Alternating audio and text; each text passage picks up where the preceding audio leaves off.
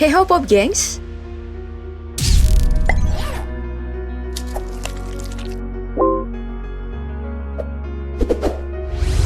Sebagai salah satu warga negara Indonesia, tentu aja kita itu care sama negara kita sendiri. Ya, meskipun di negara kita ini masih banyak hal yang menjengkolkan alias menjengkelkan, seperti ketimpangan sosial, semrawutnya jalan, nggak becusnya pemerintah sampai banyaknya kasus korupsi. Sejak kemerdekaan 1945 kemarin, sudah banyak hal yang dilalui Indonesia. Nah, pertanyaannya sekarang, kira-kira bakal gimana sih Indonesia 50 tahun ke depan dari hari ini? Apakah Indonesia bakal memiliki keadaan lebih buruk? Atau apakah Indonesia bakal jadi negara raksasa kayak Jepang, Korea, atau Amerika? Ya, meskipun semuanya belum jelas, mari kita sama-sama menelusuri jawaban pertanyaan tersebut di video berikut. Apa yang terjadi pada negara Indonesia selama 50 tahun ke depan? Bicara masalah Indonesia, ya kita pasti membahas soal populasi manusia yang menghuni Ibu Pertiwi. Sekarang, berdasarkan data sensus penduduk tahun 2020 yang dijalankan oleh Badan Pusat Statistik Indonesia, per 2020 kemarin, penduduk Indonesia sudah mencapai angka fantastis hingga 270,2 juta jiwa dengan laju pertumbuhan penduduk sekitar 1,25%.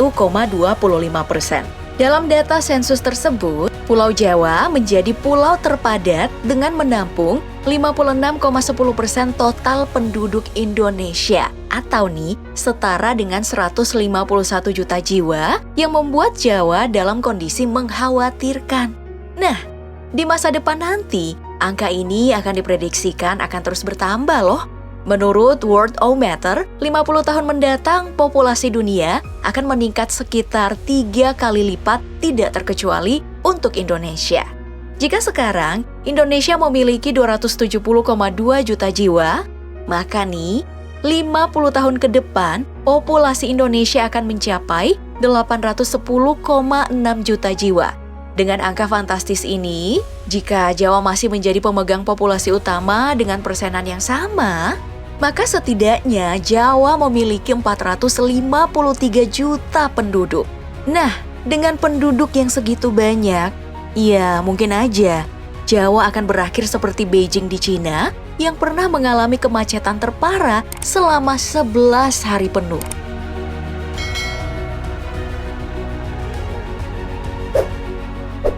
Well, menyinggung tentang Jawa, salah satu rumor paling penting dari pulau terpadat di Indonesia tersebut adalah isu Jakarta bakal tenggelam.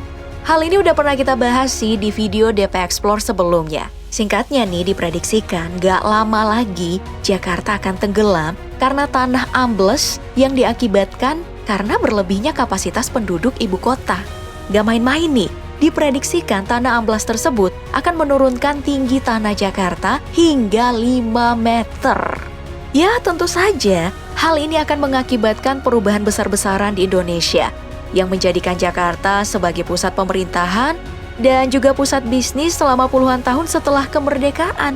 Nah, karena kemungkinan inilah, maka pada tahun 2019 kemarin, pemerintahan Presiden Jokowi yang sekarang merencanakan pemindahan pusat pemerintahan Indonesia ke ibu kota baru di Kalimantan, yang katanya peletakan batu pertama akan dilakukan pada April 2021 ini. Dan sudah akan selesai pada Agustus 2024 mendatang.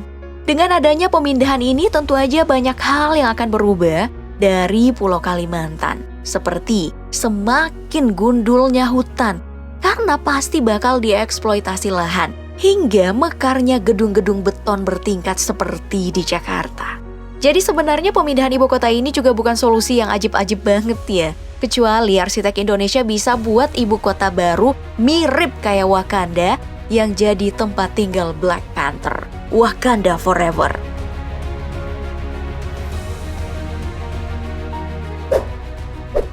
Nah, hal selanjutnya yang akan kita bahas masuk dalam aspek lingkungan. Sebagai salah satu negara yang tengah memajukan sektor industri Indonesia, wajar saja kalau limbah industri Indonesia terbilang sangat banyak.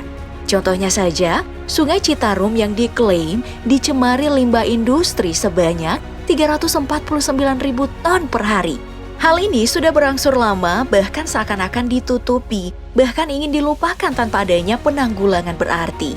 Ya emang kedengaran kejam, tapi hal itu memang terjadi di negara kita.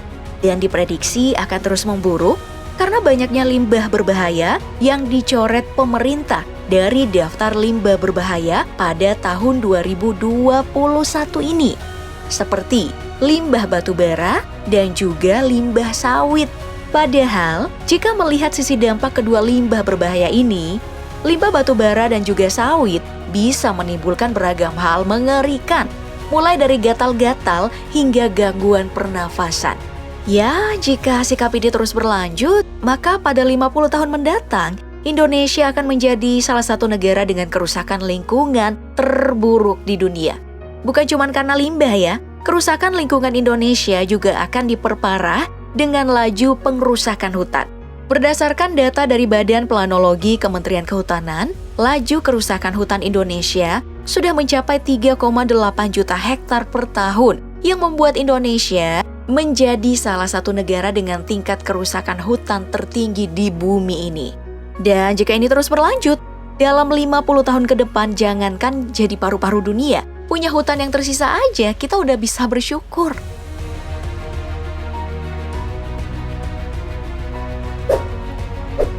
Selanjutnya kita masuk ke dalam aspek ekonomi yang berurusan dengan devisa atau valuta asing yang digunakan untuk transaksi pembayaran luar negeri.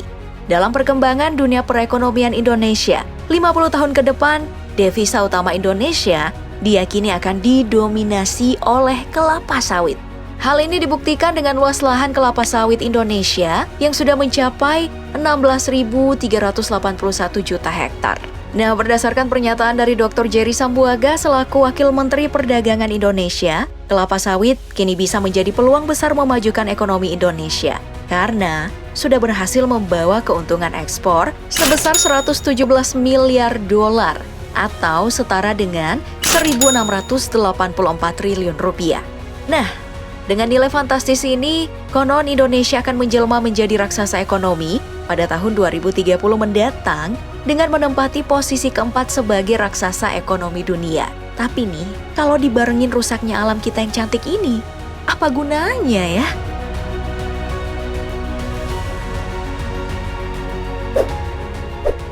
Baik, yang terakhir mari kita masuk dalam sarana transportasi.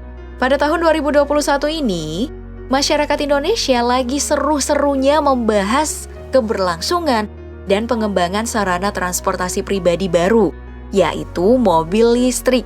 Dalam beberapa tahun mendatang, Indonesia digadang-gadang akan menjadi negara yang ramah dengan mobil listrik. Hal ini dibuktikan dengan ambisi pemerintah yang ingin mendominasi pasar baterai mobil listrik. Bahkan saking ambisiusnya, pada akhir 2020 kemarin, Republik Indonesia mendapatkan investasi fantastis senilai 9,8 juta US dollar atau setara dengan 140 miliar rupiah. Nah, dengan investasi menakjubkan ini, penerapan mobil listrik sebagai sarana transportasi utama bukan lagi mimpi belaka. Siapa tahu ya kan, Indonesia bisa bebas polusi asap knalpot dengan penggunaan mobil listrik 50 tahun mendatang. Amin.